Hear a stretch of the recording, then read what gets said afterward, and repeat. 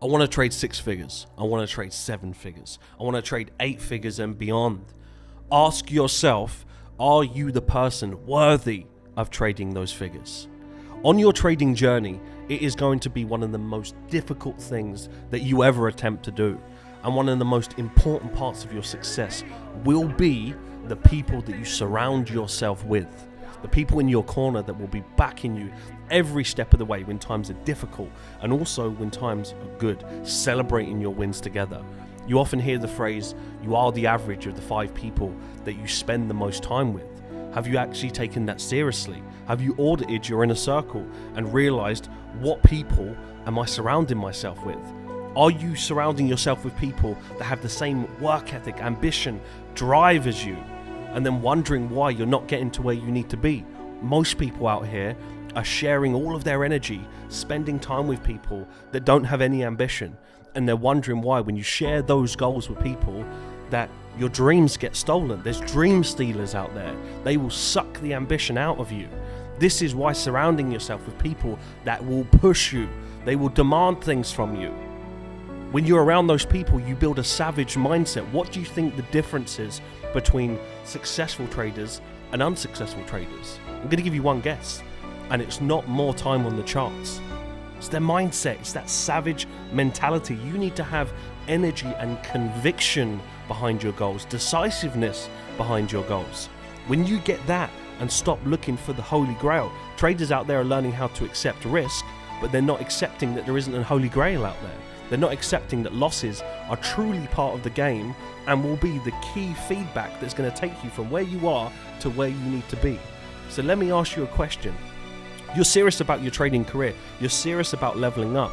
Well, you're going to have to make some tough, hard decisions and make sure that the people that are in your circle are going to be the best people that are going to help you level up. Add more of those savages into your mindset. Watch how your morning, your evening, your day, the energy that you bring to the table, watch how that changes. People vibing on the same frequency as you. You will achieve so much more when you have the right people in your corner. Your network is your net worth. You are the average of the 5 people you spend the most time with. You cannot put your hand in a pot of glue without some of it sticking.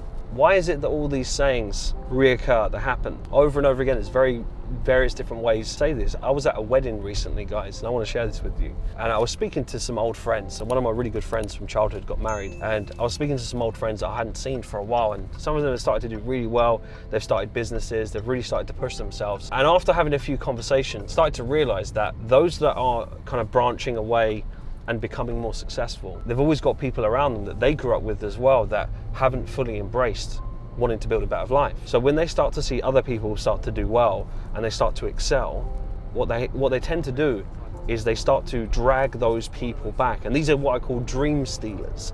These dream stealers, they're everywhere. And sometimes it's not that there's this malicious nature in it. It's not always conscious, right? This is unconscious.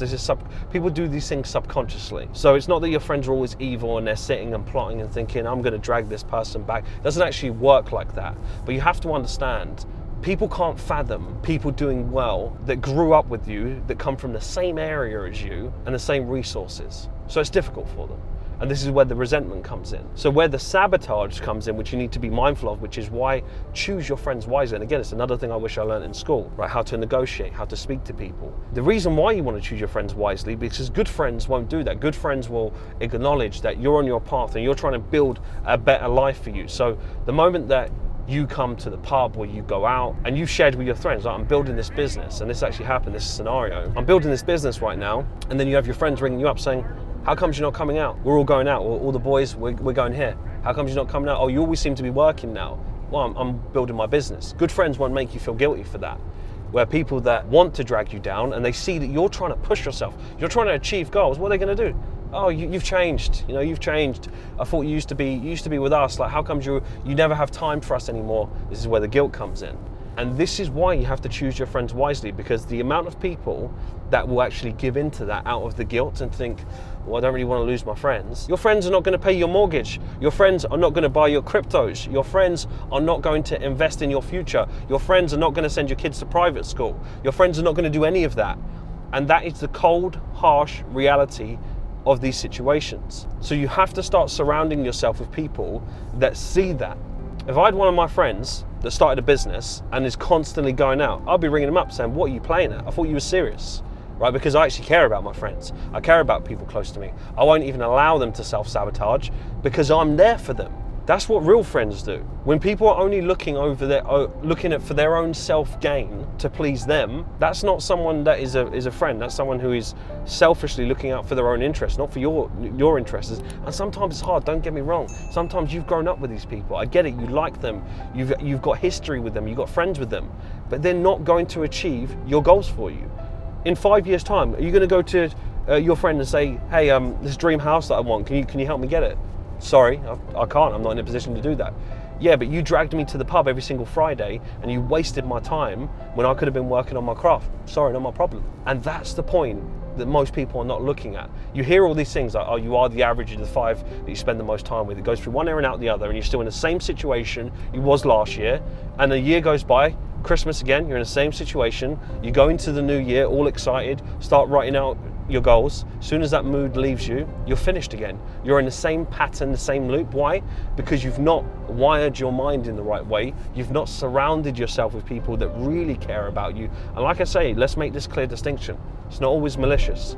Now, your friends are not just always sitting there plotting, saying, let's drag him down. It's unconscious, because they themselves fear. They don't want to go after those goals because they don't have the courage, or they don't have the desire, they don't have the ambition. You are a product of your environment. Who you surround yourself with the most, you will become. This is why you become who you think about most of the time, and who you think of yourself generally from the thoughts and the conversations that you have. If you're having low vibration conversations and you're moaning and complaining about the weather, or complaining about the radio, and you're complaining about this, and you've got nothing better to do than to just complain and moan, you're going to attract that frequency. Misery loves company. So sometimes the harsh reality is you have to acknowledge who around me could be toxic towards my goals, and are they going to help me achieve my goals? No. Do they really, really care about me, or is it just convenient? You start asking these questions. It's harsh, but it's going to help you in life. And I wish I was taught that in school. How to surround myself with people that have good values, that are going to push me, going to be there. Values like loyalty, trust, commitment. People that you can rely on and depend on in tough situations. Those are the people you want to surround yourself with. Look at your last 2 weeks of your life. Look at your goals, right? I'm assuming that you've got goals right now. Look at your goals and then see the people that I spent the last 2 weeks with. What has any of those people got to do with my long-term goals? And you'll probably find for most people, zero.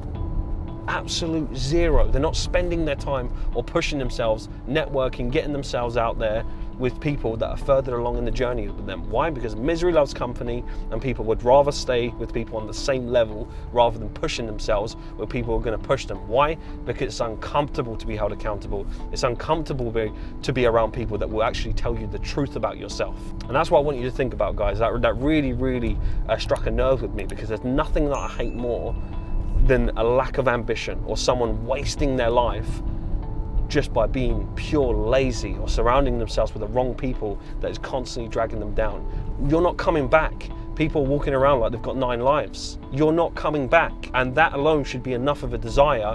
Bearing in mind, look at the country that we live in. If you're fortunate enough to live in Europe, or you're the USA, Canada, Australia, you have opportunity every single day.